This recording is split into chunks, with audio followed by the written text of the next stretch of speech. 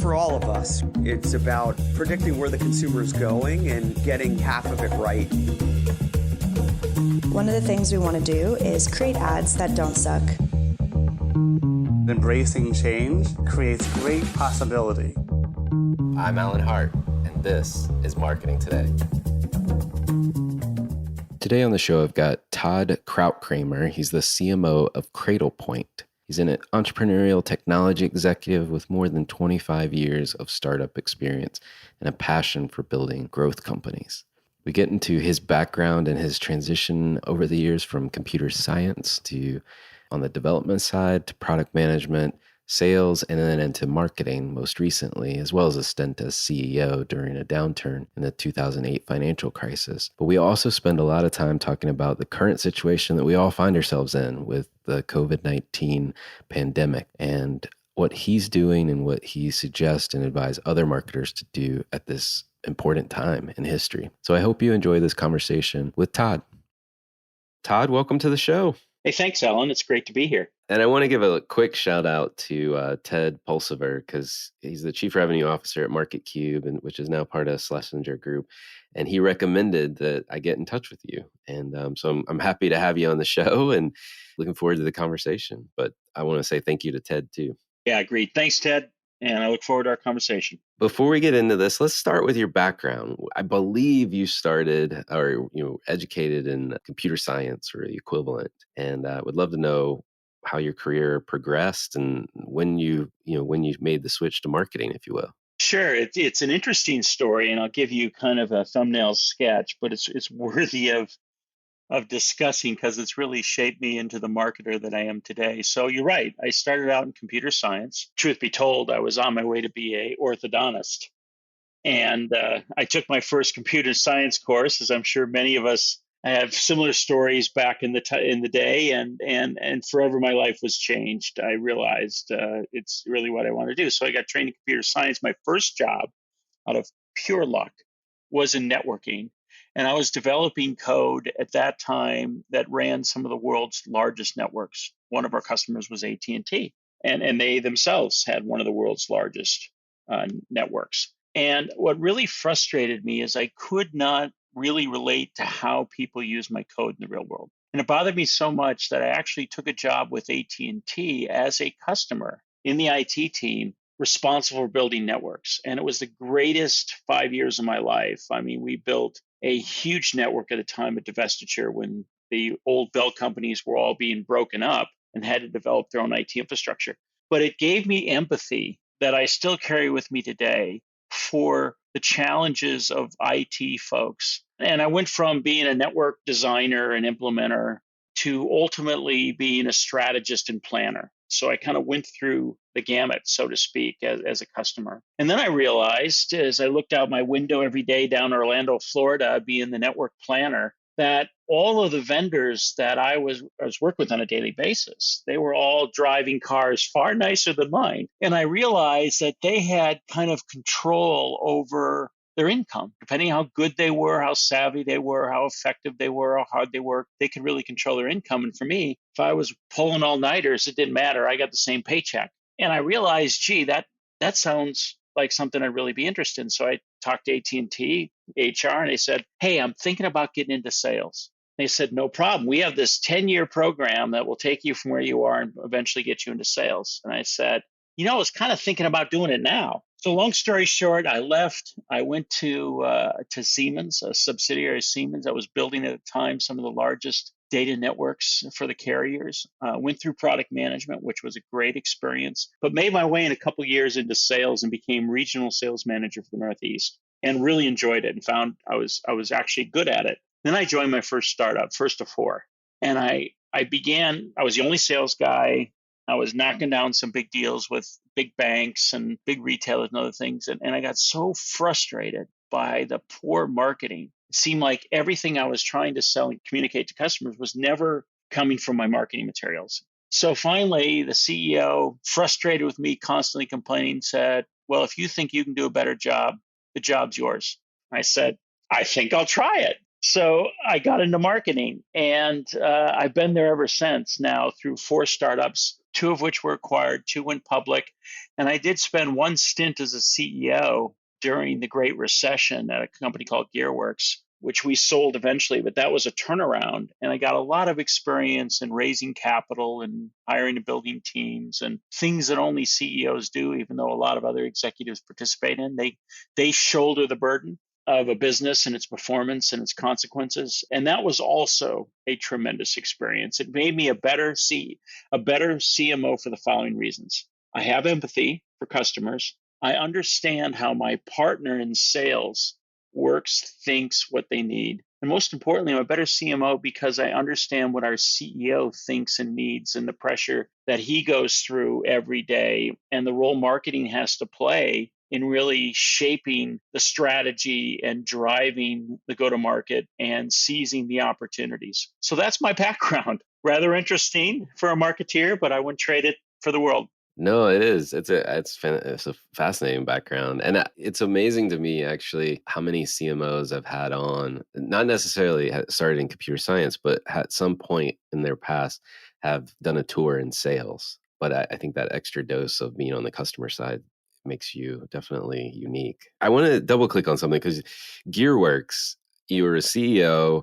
But you also managed that, and I believe ended up selling it through the last downturn in 2008 financial crisis. As we're sitting here, both in our work from home settings with coronavirus around us, just curious what you learned from that experience. Oh man, I learned a ton. Truth be told, coronavirus was really my third major kind of downturn, if you will, or major crisis that has far-reaching implications. First was, of course, the implosion of the tech boom, where I was at a startup. Second was the Great Recession, where I was CEO of Gearworks, as you suggest, and now, of course, coronavirus. But it was very educational because from my standpoint, you really learn the importance of a syndicate. And there's a lot of ways you can capitalize a business, but I'll tell you what, there's a lot of wrong ways to do it because inevitably there will be some bump in the road. There'll be some disruption in what was a perfectly lucid plan to bring a new product to market or build a new market. And you're going to have to rely on your investors to kind of help you through. And that's a little bit what happened with me at Gearworks. There was some changes in my syndicate right before the Great Recession. And that kind of left me at a disadvantage when the capital markets seized up and the VCs were all kind of parsing their portfolio and deciding which ones were going to survive and which ones they were going to cut loose. And if you didn't have a strong partner, a strong player on your team, so to speak, from that venture capital firm, you could be, in fact, you were one of those organizations that got cut loose. So I learned a lot about capitalization, about building strong syndicate and the role that boards play in building a quality, sustainable company. And I also learned a lot about just managing through a crisis, how you have to switch up your marketing, how you have to really make those hard decisions about making decisions about individuals for the sake of the company overall surviving. It was really a tough time, but as often the case, through these trials and tribulations is when you learn the most. Well, I hope we're not in a another 2008 scenario situation. It depends on who you look at, who you talk to, and which report you read about what the potential recovery might look like from what we're in right now. But I'm hopeful, as I imagine many people are, that we'll see a V return and a quick recovery. But it's wreaking havoc on marketing plans. And I'd love to know like how you're thinking about your business and marketing during this kind of crazy time, if you will. Yeah, certainly it is wreaking havoc, but I would like to think of it the other way. I mean, CMOs should be wreaking their own havoc, so to speak, on marketing plans. And what do I mean by that? We are clearly in a crisis marketing environment right now. There's no question about it. And if we do the things that we've always done in bringing our products to market and positioning and messaging and using all the different channels at our disposal to reach our target audiences, it's akin to shouting in a hurricane. Nobody's listening. And they're certainly not listening to the old messages about how our technology can help you develop new strategies and deliver interesting ROI over the next 2 years, right? Every customer is in some type of emergency response mode. It's either survival for the business, it's either a fundamental shift in how people are working, or it's mounting a response to the crisis that we're dealing in. And our customers at Cradlepoint are a lot of healthcare providers and first responders. So we have a smattering of all of that. But as a marketeer, if you're not dramatically changing everything that you do at this moment in time, you're behind the eight ball. It seems like Cradlepoint, and we haven't actually touched on Cradlepoint, so maybe we should talk about what you guys do. But it seems like you are uniquely positioned to not just survive, but maybe thrive during this period. And I'm just curious if you can talk to one, describe what Cradlepoint does, and then maybe speak to how you guys are responding to the current crisis. Since our inception, Cradlepoint has really been focused on unlocking the power of cellular networks. Today, LTE, of course, but now on our doorstep is 5G, really unlocking the power of these networks for business use cases. So if you're a major retailer, it's pretty easy for us to all relate to the fact that retailer networks just can't go down because everything a retailer does at the point of sale or point of customer engagement is electronic. Whether it's point of sale, the registers. Of course, there's in the retail world today, there's a lot of other digital engagements that are happening, and all of these are reliant on a network to connect them back to the compute resources they need. So if that network goes down, the experience is dramatically impacted. So Cradlepoint is in a lot of retailers so that if their traditional wired network fails, it'll instantly switch over to cellular, and the customer and the employees will never really know.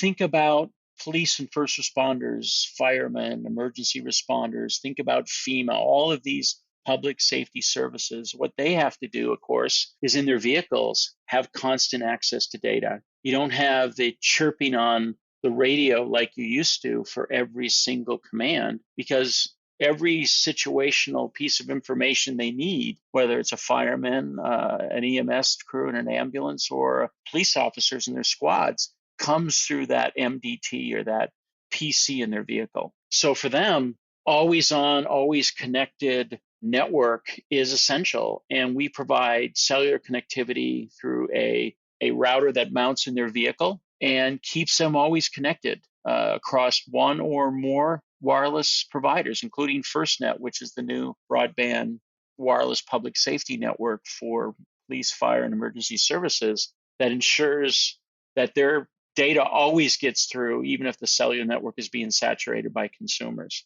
And probably the third use case that we are involved in is in IoT. So if you've ever driven down Las Vegas Boulevard and you're just overwhelmed with digital signage, a lot of that digital signage is connected by Cradlepoint. Every Redbox kiosk at the corner store is connected by Cradlepoint. So a lot of these types of high-value IoT devices, vending machines, surveillance cameras, and alike, digital signage, as I mentioned, are all connected by Cradlepoint because it's pretty intuitive to connect the dots on this. These far-flung devices are really only connectable by cellular because they sit in the middle of nowhere and they sit where wires typically don't go. So that's what we do. Nice. Well, I know one of the other, I'm thinking like personal user potentially of Cradlepoint. I noticed a video, I want to say it was on your LinkedIn company page, but of home remote worker use case with this. I don't know if you're like me, but if you're in a neighborhood now with all the kids home and with everyone working from home, it's pretty big strain on the cable or even data infrastructure networks that connect our homes.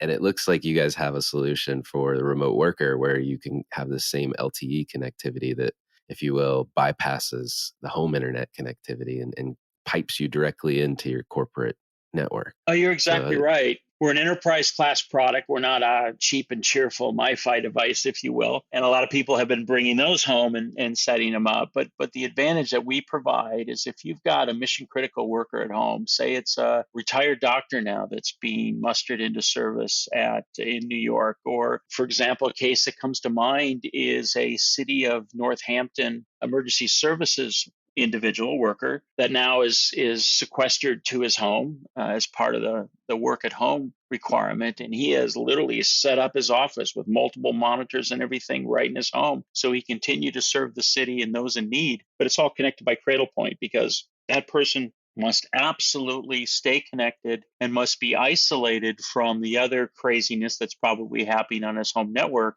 with kids and spouses and others, connecting to school, working from home. So it's a great example, I think, of the role wireless can play in augmenting some of the other connectivity infrastructure and even extending into the home for critical workers. Yeah, it's a great use case that I think is just underlined and underscored at the current moment. Even if you're a computer, programmer, right? And you're trying to just stay connected to your environment, you need to be on to do your work.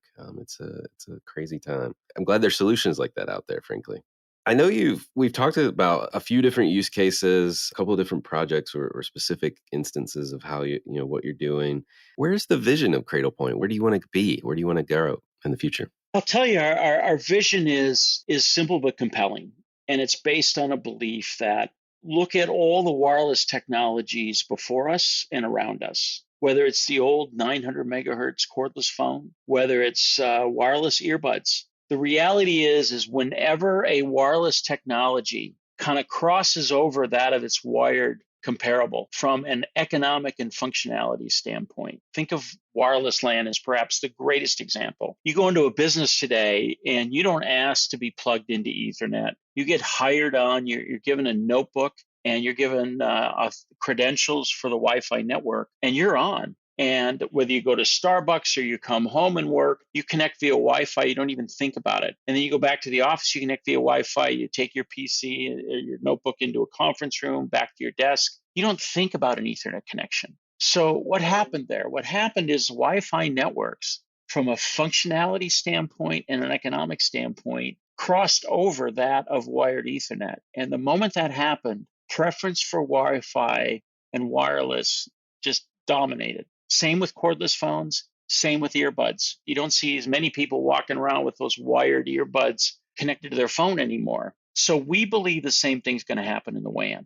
And what's going to drive that crossover of economics and capabilities is already starting to happen in the world of LTE, but will become irreversible as the world converts to 5G. In fact, 5G is going to be fiber fast, but literally the ability to pop up a network. And by the way, that's what's happening in the healthcare world today is they're pushing healthcare delivery out into tents and in ports to receive, cruise The cruise liners. ships. Yeah, Right. exactly. And into the middle of the streets and into abandoned buildings. And they have to set up these instant networks, these emergency network responses that have to be implemented by IT where there's no infrastructure. And wireless allows them to do that with the kind of performance and enterprise services that are needed to provide security, protectivity, and reliability. So 5G will make that commonplace. And someday people will connect to the WAN wirelessly without even thinking about it, wherever they go, in much the same way we connect to the LAN via Wi-Fi. That's the vision of Cradlepoint. We intend to be the company that leads the industry in providing that wireless WAN vision. Love it. Well, I like wireless, frankly, as a consumer, and I'm encouraged that there's folks out there like you solving these issues, and especially in this time of need, like you said, like these pop-up needs for reliable, secure networks and being able to get the job done. Thank you, and thanks to your company. I'm sure you've probably got folks that are working around the clock right now, frankly, to help. So just want to say thank you for your efforts. Thank you. Thank you. We feel honored to be called to serve at this time, and our technology is really playing a vital role in a lot of these emergency response situations through healthcare, first responders, and even in the enterprise space. I want to end here and then we'll switch to a personal side for a bit, but just any general advice you'd have to marketers, marketing during this pandemic. Glad you asked that, Alan, because it's on the mind of a lot of marketeers. And while we've been through versions of this, we've never really been through what we're going through today.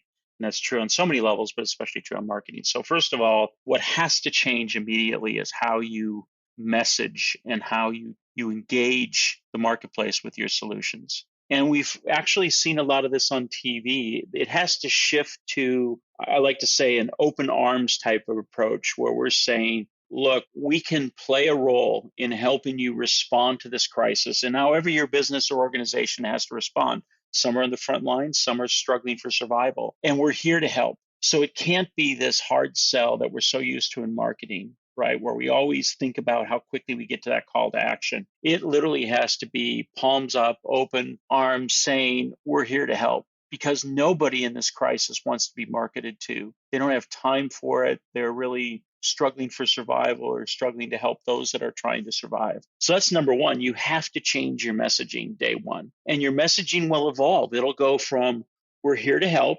to you're starting to build some repeatable, referenceable use cases in this new crisis environment. And you're starting to build some reference designs in this environment. And as that starts to happen, and that'll happen over the next 60 days now, and you shift into the second phase of crisis marketing where you have referenceability. So this allows you to really, really get deep and focus on these use cases as if nothing else exists in your world, because frankly, it doesn't. And you start to modify your messaging of saying, we have helped others through this crisis in this way. Can we help you? So again, it's asking permission, not making the assumption that you have the right solution for the customer, but now you have referenceability, which is so important. And let me give you an example. New York right now is a hotspot, as is California where I live. But soon it'll be in Minneapolis. Soon it'll be in Dayton, Ohio. Soon it'll be in Denver, Colorado. That's the next wave, right? So the things that we learn by helping where the hotspots are, we can now take to our customers in these other geographies and say, here's what we've learned with others like you. How can we help you with our experience? So that's phase two, experiential open arms. And then phase three, which we all hope to get to soon, which depending on whether a V or U-shaped recovery, back to your earlier comments, will happen in Q3 or Q4. And that's really about helping customers get back to where they were before, helping them get back into the market, helping open up their businesses. It's still about help, but now it's about really focusing on the brighter tomorrow. It's focusing on not the crisis at our feet, but more what we have to do to get back on track. But it's still permission-based marketing. And it won't be getting back to the old world probably until we're into 2021. So all the marketing changes. And if you think about all the places that your marketing exists today, in display ads, in SEO, in brochures, in your channel, and on, all of that has to be reframed in the context of these three phases in the context of the crisis. Secondly, every dollar you spend needs to be analyzed. Should we be spending that much in this channel, which is akin to, again, shouting in a hurricane? Yeah, there are other channels that are more relevant at this time, given the customers and use cases you're trying to reach. So it should be anything but business as usual when it comes to traditional marketing spend across the different channels that we engage. And I think the third thing really is the responsibility to make sure that every individual in the company understands this shift in how we engage our customers at every point in the journey. So customer service even needs to be different in terms of how they message on the phone. In our case, we ended up putting in place a priority structure in customer service where our frontline responders in healthcare and first responders and others get priority over other types of traditional service calls that we get. So the change in the way we talk is not just in marketing, but really has to permeate the company and every engagement point that we have. So those are just some of the things that we've done and other marketeers have done in what I call crisis marketing. I think it's very wise advice. So thank you for sharing. I hope marketers are out there listen and heed the advice. And I love the three phases that you laid out too. And the slight tweak as you go from phase to phase. Brilliant. So thank you. One of the things I do love to do on the show is to get to know the individual a little bit better. And I have this favorite question that I'd like to ask you, which is there an experience of your past that you feel defines or makes up who you are today? There actually is. It's maybe, again, a little bit unusual, but my wife and I, after that time, 40 years of existence on the planet and about 15 years of dogged pursuit of career, and it was after one of my first IPOs, actually my second IPO that I was part of a tech startup. I realized that I was pretty much checking off all the boxes of what I want to accomplish in a career, but through our dogged pursuit, we never really built a family. So my wife and I started this journey, which was almost 2 years in the making, to adopt, and it led us to adopt two children, older, aged 10 and 8, from Ukraine and from an orphanage in Ukraine. And I tell you what, that experience, that sudden reality of being a 40-year-old father for the first time, of not a baby in diapers, but a 10 and 8-year-old that had suffered greatly in their lives, and seeing how hopeful and how incredibly resilient they are. I mean, it taught me a lot about an outlook on life and about dealing with challenges, because my life had been nothing like theirs. But yet they were so hopeful. And while we thought we rescued them from what was a tragic existence, we learned later that was not the case, because they had made a life that was full of hope, full of promise, full of aspirations in their dire situation, in their darkened existence in the orphanage, without all of the things that we enjoy here in America, and the privileges that we have. So it was very humbling. And that only changed me as an individual, but I think it changed my outlook from a business person's perspective and from a marketeer's perspective. No, that's a beautiful experience. Thank you for sharing that. As a father myself of a 12-year-old now, I can only imagine what getting thrust into fatherhood feels like with an 8 and 10-year-old. Because I like to tell my wife that somehow maybe it's in just the design of the human development process, but I feel like each stage of their life prepares you for the next stage. And I'll say what I mean here. So, when my wife was pregnant, right, like towards the end of pregnancy is probably the most uncomfortable time, and you're not really sleeping that well. She's definitely not sleeping that well, and you probably aren't either if she's rolling over and kicking you every time. And so then you're immediately prepared for the lack of sleep when they come out, right? So true. And then that sleep deprivation takes over, and you forget how potentially painful that experience was, and so you think about having another one.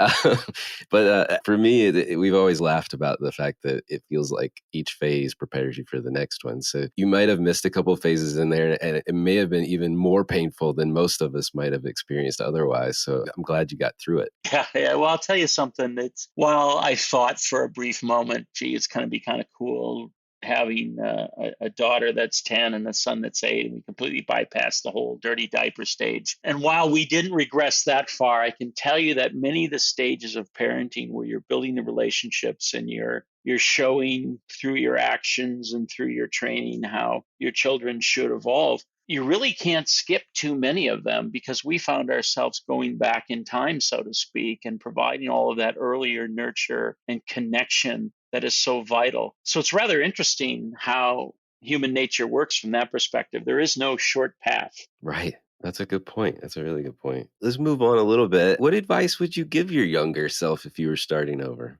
Well, you know what I would give myself? I was very reticent, though it seems like I embraced change and risk with abandon. The reality is I was very, very reticent, and I was probably moving more slowly through these transitions than I might otherwise do. And I probably struggled more with the decision process. And now looking back, the advice I would give myself is really to embrace change, to go towards what scares you, I guess is the best way to phrase it. Go towards what scares you from an experience, from a development standpoint, because what I have found is that when I was the most scared from a risk standpoint of what would this mean with my career, I was learning the most and gaining the most experience. And it was deeper learning than what you might learn otherwise, because you really were in this fight or flight mode. And perhaps nothing is a better example of that when I just got back from Ukraine,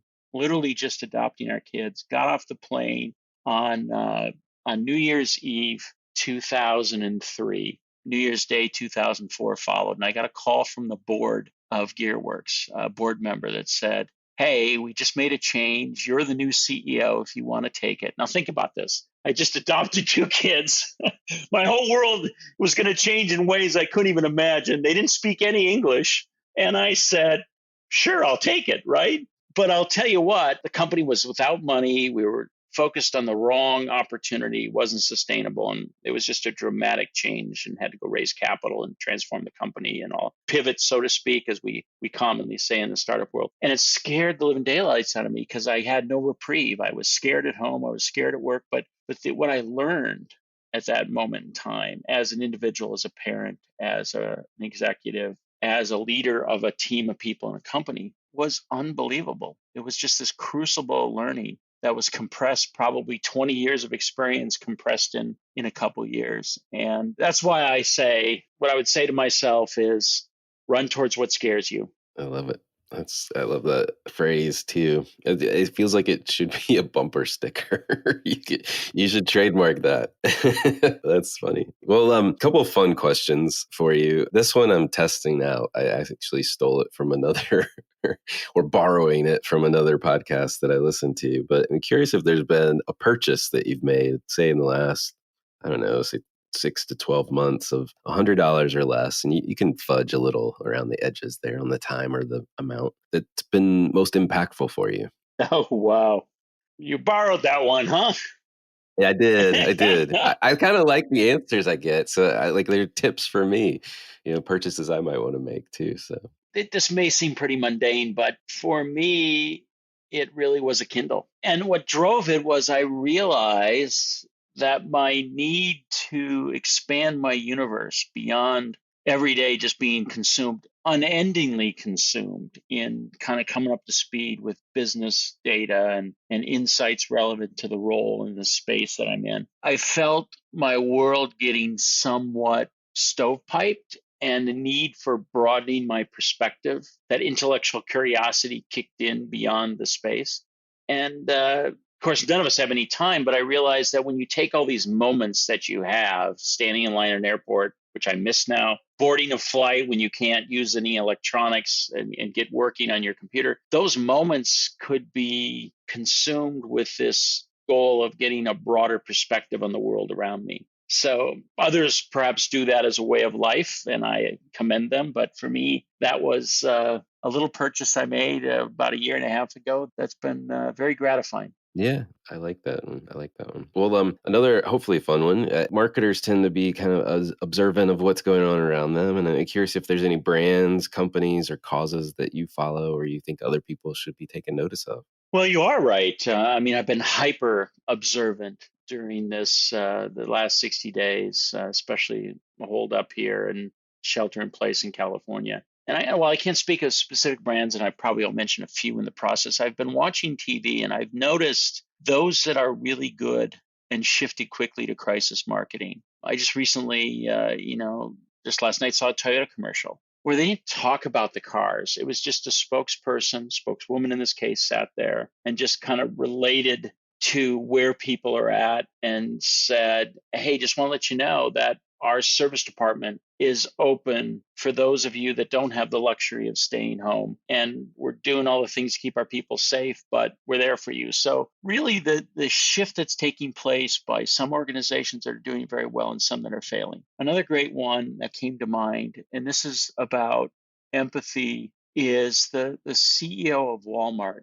And maybe you've seen this on TV. The CEO of Walmart, where there's, the number of employees in Walmart's hundreds of thousands. There's just no way you can have an all hands meeting with that crew, right? So he took to mass media and he had what looked literally like holding a cell phone and doing a selfie. And he was communicating via media to all of his employees. And he recognized them for being part of that front line in this pandemic and the role that they played and the pride that he had and the appreciation. And it was very authentic in feel and in execution. And it caused you to think as an individual differently about Walmart. I've always viewed them as unfortunately causing a lot of disruption on their way to ever lower prices for the masses. But it was a very different type of empathy moment that was authentic. And then I compared that to Amazon's commercial where they tried to do the same,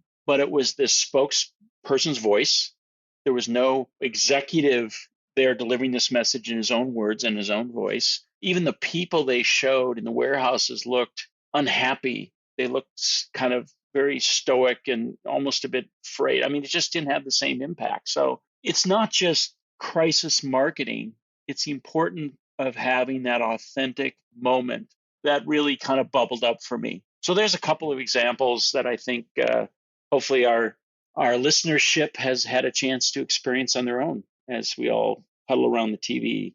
Yeah, no, those are great. Those are great, and I'll try to dig those video clips up and link to them too in the show notes. But I have one last question for you, and it's probably going to be potentially tainted by what's going on right now.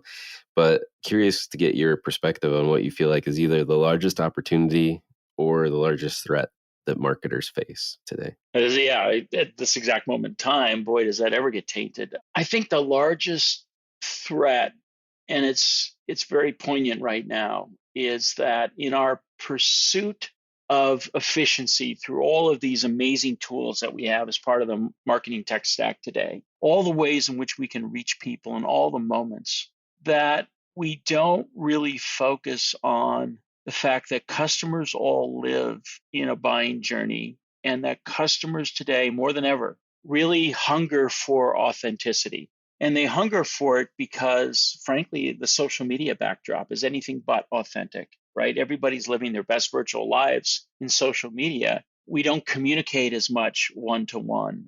We don't communicate as much voice-to-voice. And what it's created is a hunger for authenticity and a hunger to relate to the companies we're buying products and solutions from. And I think for marketeers, that means that, I mean, let's take MySpace, for example. Hey, we're in networking. And networking has really been dominated by Silicon Valley as much of the origin of new technologies and new categories is. But I think at this time and place, you can be from Boise, Idaho, where Cradlepoint is headquartered, and you can build an authentic tech-first company.